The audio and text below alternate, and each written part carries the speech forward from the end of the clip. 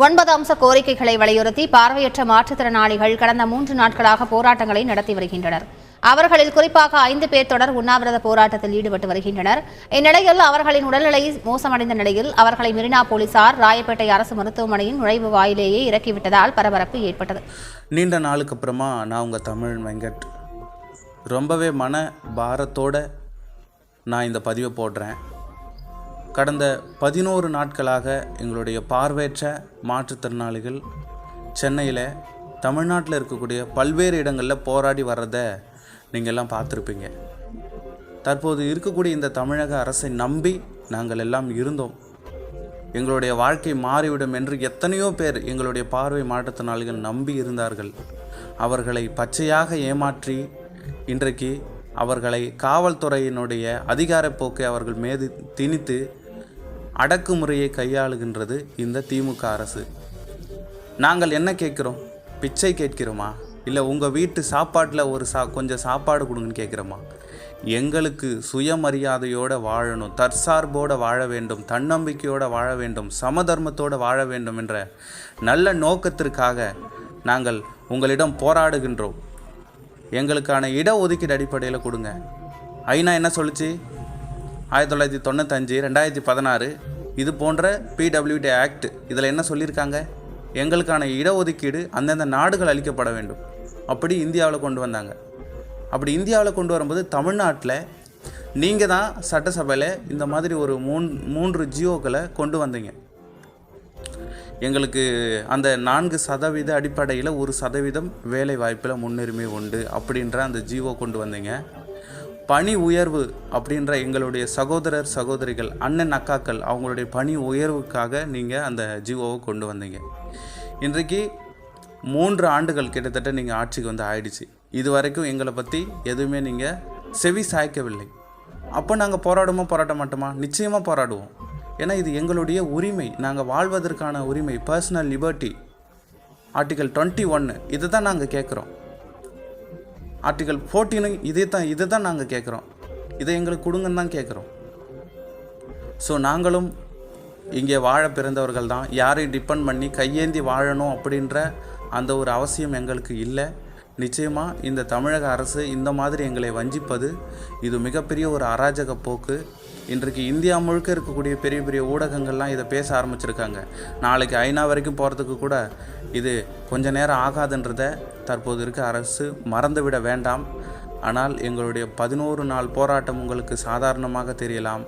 பார்வையற்றவர்கள் போராடுவதில் மட்டும் வலிமையானவர்கள் அல்ல. எந்த பணி கொடுத்தாலும் எங்களால் செய்ய முடியும். நீங்கள் எங்களை எதிர்த்து எங்களை அடக்குமுறையை கையாள வேண்டும் என்று சொன்னால் தோல்வி உங்களுக்கு தான், எங்களுக்கு அல்ல அப்படின்றதில் எந்த மாற்று கருத்தும் இல்லை. எங்களுக்கான பணிகளை நீங்கள் உரிய நேரத்தில் ஒதுக்கீடு செஞ்சு கொடுத்தீங்கன்னா நாங்கள் ஏன் இப்படி இருக்க போகிறோம்? படித்த சகோதர சகோதரி எத்தனையோ பேர் இன்னமும் திருமணம் செஞ்சுக்காமல் வேலை வாய்ப்பில் அம்மா அப்பா கைகளால் சாப்பிட்டுட்டு இருக்காங்க. தான் சம்பாரித்து அம்மா அப்பா சாப்பிட்றதா இல்லை அம்மா அப்பா சம்பாரித்து தான் சாப்பிட்றதான்னு தெரியாமல் வீட்டில் சில ஏளன பேச்சுக்களுக்கு உள்ளாகி கொண்டு இருக்கிறாங்க. ஸோ இப்படிப்பட்ட ஒரு நிலைப்பாடு நம்ம தமிழ்நாட்டில் நடக்குது. தமிழ்நாட்டில் மட்டும் இது நடக்குதான்னு கேட்டிங்கன்னா பல்வேறு மாநிலங்களில் அவர்கள் உதவித்தொகையை உயர்த்தி கொடுக்கறதுனால அந்த குறைகள் தெரியவில்லை. ஆனால் எங்களுக்கு உதவித்தொகை ஒன்றும் படித்தவர்களுக்கு அது முக்கியமாக நாங்கள் கருதவில்லை.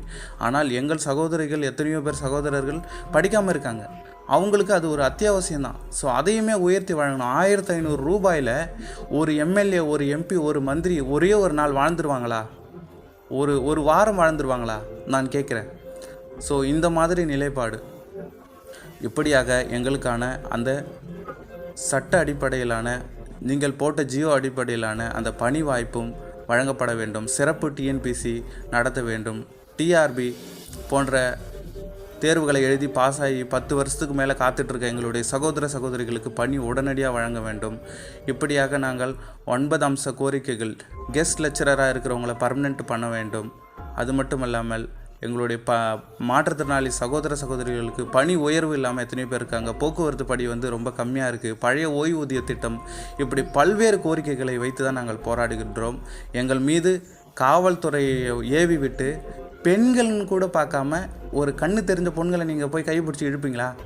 பார்வை இல்லாத சில சகோதரிகளை ஆண் பிடிச்சி இழுக்கிறானா பெண் பிடிச்சி இழுக்கிறாங்களான்னு கூட அவங்களுக்கு தெரியாது. அவங்கள கையை பிடிச்சி இழுக்கிறது, சாலை பிடிச்சி இழுத்து பஸ்ஸில் ஏற்றுறது, இப்படிப்பட்ட இந்த அநாகரிக போக்கை நீங்கள் அதற்கு பதில் சொல்லும் காலம் நிச்சயமாக வரும் என்றதில் மாற்று கருத்து இருக்க முடியாது.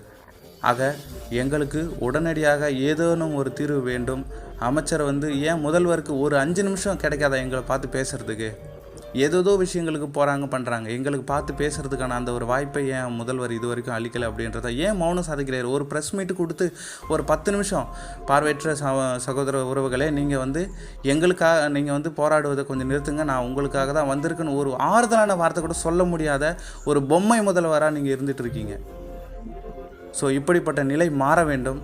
எங்களுடைய சகோதரர்கள் எத்தனையோ பேர் தோளில் ஊதுபத்தி, கள்ளபர்பி ட்ரெயினாக ஏறி விற்று வீடு வீடாக போய் நாய் துரத்தி எத்தனையோ பேர் அவலப்பட்டுட்டு வாழ்க்கையை ஏண்டா வாழ்கிறோம், செத்துடலாமா அப்படின்ற நிலைக்கு இருக்காங்க. 5 பேர் கிட்டத்தட்ட உண்ணாவிரத போராட்டம் இருந்துகிட்டு இருக்காங்க. ஸோ இவங்களுக்காக நீங்கள் என்ன பதில் சொல்ல போகிறீங்கன்னு தெரியல. நிச்சயமாக இந்த நாடாளுமன்ற தேர்தலும் அடுத்து வரவிருக்கின்ற சட்டமன்ற தேர்தலும் எங்களுடைய ஒட்டுமொத்த மாற்றுத்திறனாளி சமூகம் ஒரு உரிய பாடத்தை உங்களுக்கு புகட்டும் என்பதில் மாற்று கருத்து இருக்க முடியாது. நான் இத்துடன் இந்த உரையை முடித்துக்கொள்கிறேன். நன்றி, வணக்கம்.